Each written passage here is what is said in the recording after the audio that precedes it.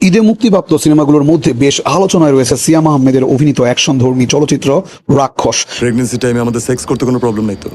তুলনামূলকভাবে কম শো পেলেও দারুণ পারফরমেন্স ধরে রেখেছে সিনেমাটি।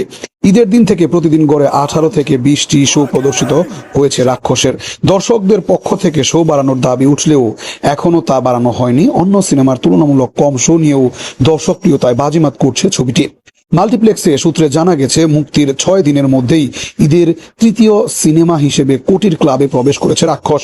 চলচ্চিত্র ভিত্তিক পেজ BMR এর তথ্য অনুযায়ী স্টার সিনেপ্লেক্সের 13টি এবং লায়ন সিনেমাসে 5টি, মোট 18টি শো চলছে সিনেমাটির।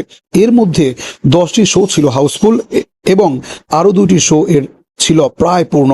মুক্তির প্রথম 7 দিনে রাক্ষস সিনেমার মোট মাল্টিপ্লেক্সে গ্রস দাঁড়িয়েছে 1,24,00,000 টাকা। মাল্টিপ্লেক্সের পাশাপাশি সিঙ্গেল স্ক্রিনেও সিনেমাটি মুক্তির পরিকল্পনা করেছে প্রযোজনা প্রতিষ্ঠান রিয়েল এনার্জি প্রোডাকশন। একই সঙ্গে সিনেপ্লেক্সের শো বাড়ানোর আহ্বান জানিয়েছেন তারা। প্রযোজনা সংস্থার দাবি, শো সংখ্যা বাড়ানো হলে সিনেমাটির আয় আরও বৃদ্ধি পাবে, কারণ অনেক দর্শক টিকিট না পেয়ে অন্য সিনেমা দেখতে বাধ্য হচ্ছেন। রোমান্টিক অ্যাকশন থ্রিলার ঘরানায় রাক্ষস এর কেন্দ্রীয় চরিত্রে অভিনয় করছেন সিয়াম আহমেদ। সিনেমাটিতে গান, রোমান্স, সংলাপ, অ্যাকশন সব মিলিয়ে দর্শকরা এক ভিন্ন রূপে সিয়ামকে দেখছেন। নতুন লুকে অ্যাকশন অবতারণায় এই সিয়াম দারুণ প্রশংসিত হচ্ছে দর্শকদের কাছে। তার বিপরীতে অভিনয় করেছেন কলকাতার সুস্মিতা চ্যাটার্জি। বিউটিফুল একটা জার্নি আমরা সবাই মিলে ভালোবেসে অনেস্ট। এছাড়াও আরও অভিনয় করেছেন আলিরাজ, সোহেল মন্ডল ও বলিউডের সাফা।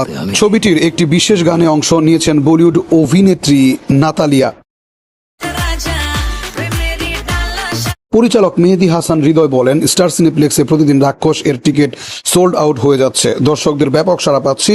আমরা যে গল্পটি ভেবে সিনেমাটি নির্মাণ করেছি, দর্শক সেটার সঙ্গে সংযোগ স্থাপনা করতে পেরেছেন। এটাই আমাদের সবচেয়ে বড় প্রাপ্তি।